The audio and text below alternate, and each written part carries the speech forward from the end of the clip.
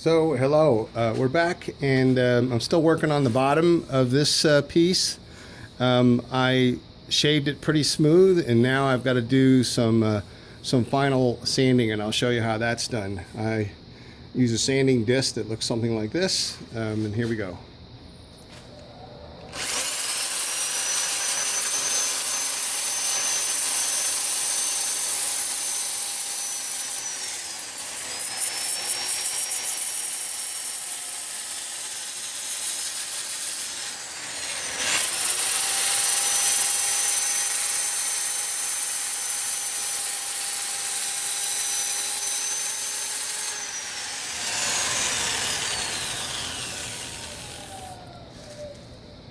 So that shows you how I do some sanding. Gonna go ahead and finish sanding this, and I'll be back.